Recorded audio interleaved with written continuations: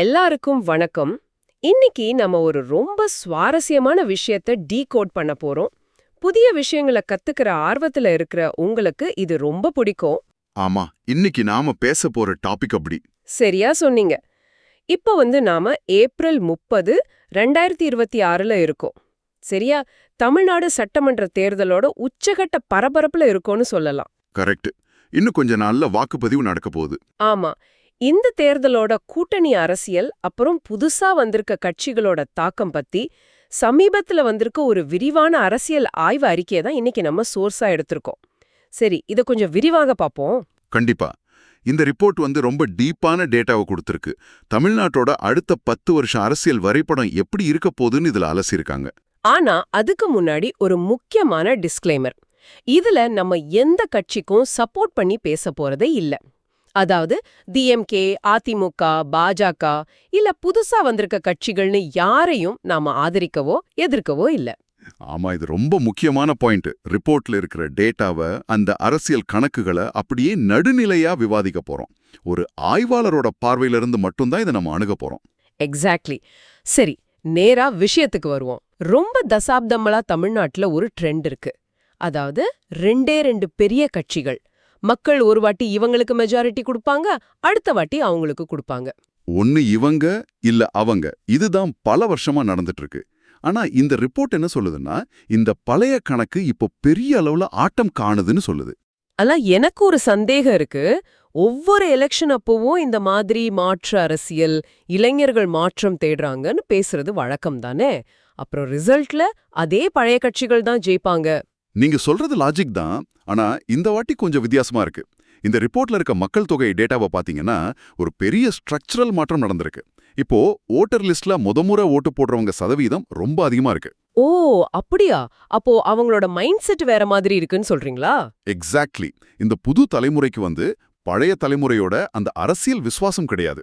எங்க அப்பா அம்மா இந்த கட்சிக்கு ஓட்டு போட்டாங்க, அதனால நானும் இங்க தான் போடுவேன்னு அவங்க நினைக்கல. அதாவது அவங்க ஒரு கட்சியோட கடந்த கால வரலாற்றையோ இல்ல அந்த தியாகங்களையோ வச்சு ஓட்டு போட தயாரா இல்ல.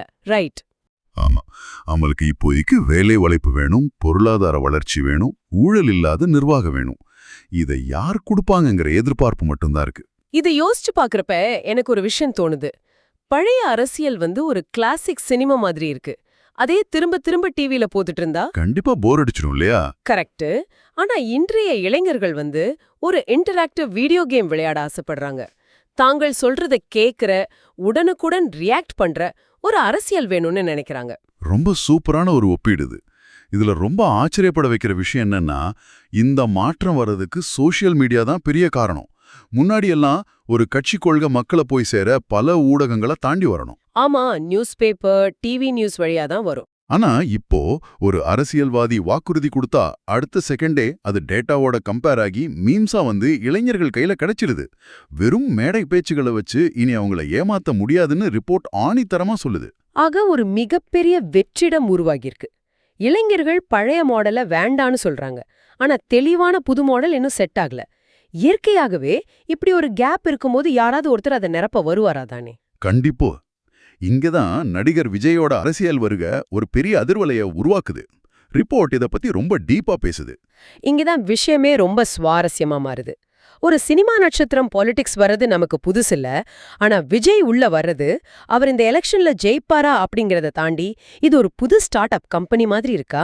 நீங்க சொல்ற அந்த ஸ்டார்ட் அப் உதாரணம் ரொம்ப ஆப்டா இருக்கு.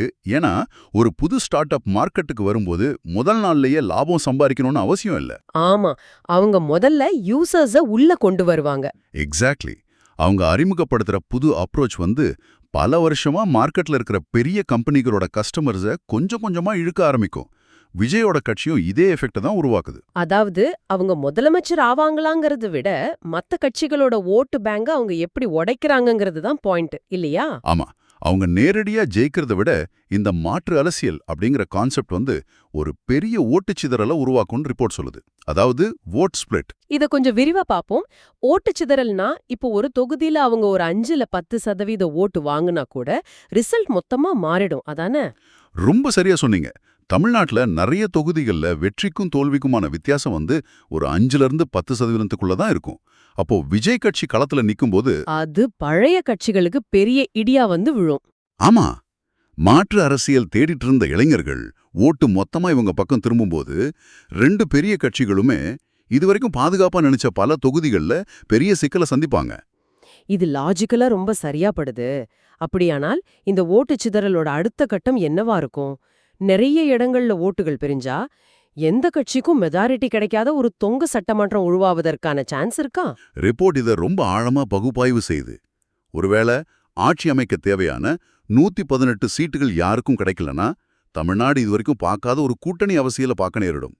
அப்பா, அப்படின்னா காங்கிரஸ், விடுதலை சிறுத்தைகள் கட்சி, தேமுதிக மாதிரியான கட்சிகளோட முக்கியத்துவம் மொத்தமா மாறிடுமே. கண்டிப்பா. இதுவரைக்கும் அவங்க பெரிய கட்சிகளோட நிழல்ல இருந்த கூட்டணி கட்சிகள் மட்டும்தான். பெரிய கட்சி ஆட்சிக்கு வரும், இவங்க ஆதரவு தருவாங்க. ஆனா தொங்கு சட்டமன்றம் அமைஞ்சா இவங்கெல்லாம் கிங் மேக்கர்களா மாறிடுவாங்கன்னு சொல்றீங்க? ஆமா. இப்போ ஒரு பெரிய கட்சிக்கு 105 இடங்கள் கிடைக்குதுன்னு வச்சுப்போம். அவங்களுக்கு இன்னும் 13 எம்எல்ஏக்களோட ஆதரவு தேவை. அந்த 13 சீட் வச்சிருக்கிற கட்சி சும்மா பேருக்கு ஆதரவு தரமாட்டாங்க. ஓஹோ, அப்போ கொள்கை ரீதியான ஒப்பந்தங்கள், பவர் ஷேரிங் எல்லாம் வந்துடும். எக்ஸாக்ட்லி. திருமாவளவன், பிரேமலதா விஜயகாந்த் மாதிரியான தலைவர்கள் வெளிப்படையா துணை முதலமைச்சர் பதவி கேட்கலாம். இல்லனா உள்துறை, பொதுப்பணித்துறை மாதிரி ரொம்ப முக்கியமான அமைச்சகங்களை கோருவாங்க. இத நிர்வாக ரீதியா பார்த்தா மாநிலத்தோட பவர் சென்டர் ஒரே ஆள்கிட்ட இருந்து பரவலாக்கப்படுது, ரைட்? ஒரு டெபுட்டி சிஎம் பாலிடிக்ஸ் உருவாகும்னு சொல்லலாம். ஆமா. இத ஒரு பெரிய கண்ணோட்டத்துல இணைச்சு பார்த்தா டெமோக்ரஸி படி இது ஒரு செக் அண்ட் பேலன்ஸ் முறைன்னு சிலர் சொல்லலாம். முதலமைச்சர் தன்னிச்சையா எந்த முடிவும் எடுக்க முடியாது. ஆனா நாணயப்புக்கு மறுபக்கம் ஒன்னு இருக்கே, இதனால நிர்வாகத்துல பெரிய தாமதமாகுமே. ஒவ்வொரு முடிவுக்கும் அரசியல் இழுபறி நடக்கும், திட்டங்கள் முடங்கி போகும் இல்லையா? ரொம்ப கரெக்டான பாயிண்ட். பல கட்சி கூட்டணி ஆட்சிங்கிறது எப்போதுமே கத்தி மேல நடக்கிற ஒரு பயணம்தான். அந்த இழுபறிகள் மாநிலத்தோட வளர்ச்சிய எப்படி பாதிக்கும்னு நம்ம யோசிக்கணும். சரி, இப்போ இந்த சின்ன கட்சிகள்லாம் உங்க பவரை ஏத்திக்க நினைக்கும் போது பாரம்பரிய கட்சியான அதிமுக அப்புறம் பாஜகவோட நிலைப்பாடு பத்தி ரிப்போர்ட் என்ன சொல்லுது? இது ரொம்பவே டிபேட் ஆகிற ஒரு விஷயம். அதிமுக பாஜக உறவு பத்தி ரிப்போர்ட் ரொம்ப தெளிவா சில விஷயங்களை சொல்லுது. அப்படியா? எனக்கு தெரிஞ்சு இது ரெண்டு பக்கம் கூர்மையா இருக்கிற கத்தி மாதிரி. ஒரு பக்கம் எதிரிய வெட்டலாம், ஆனா கவனமா இல்லைனா நம்மளையே காயப்படுத்திடும்.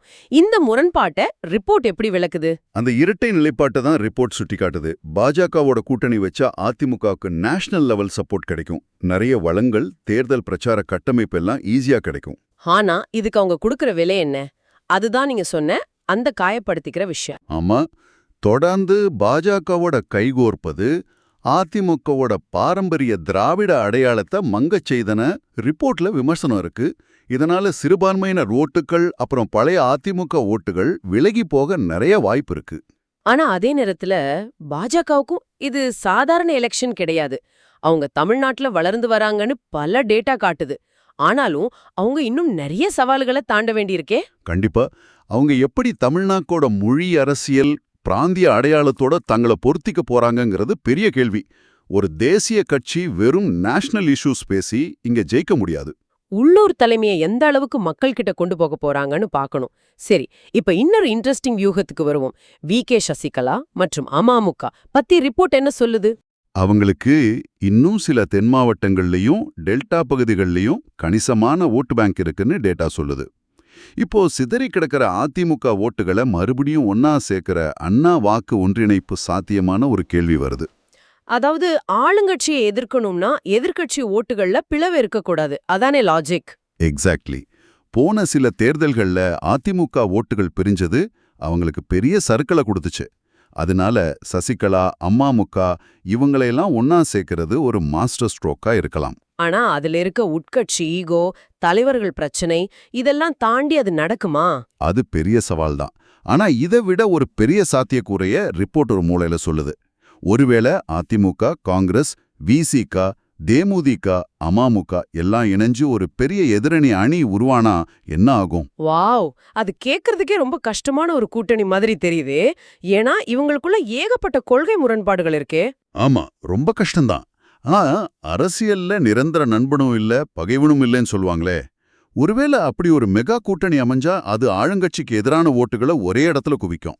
ஆமா, வேற வேற சமூகங்கள், கொள்கைகள் இருக்க கட்சிகள் ஒன்னா சேர்ந்தா அது எலெக்ஷன் கணிப்புகளையே தலைகீழா மாத்திடுமே. கரெக்ட். அது ஒரு அசைக்க முடியாத தேர்தல் வியூகமா கூட மாறலாம். அப்பப்பா, இத்தனை வியூகங்கள், கிங் மேக்கர்கள், ஓட்டுச் சிதறல்கள், துணை முதலமைச்சர் பாலிடிக்ஸ்னு எல்லாம் பேசிட்டோம். ஆனா இதை கேட்டுட்டு இருக்கிற ஒரு சாதாரண வாக்காளர் இதெல்லாம் எனக்கு ஏன் முக்கியம்னு நினைக்கலாம் இல்லையா? 100% இதெல்லாம் வெறும் அரசியல்வாதிகள் பதவிக்காக போடுற கணக்குன்னு ஒதுக்க முடியாது. இது உங்க வாழ்வாதாரத்தோட நேரடியா தொடர்பானது.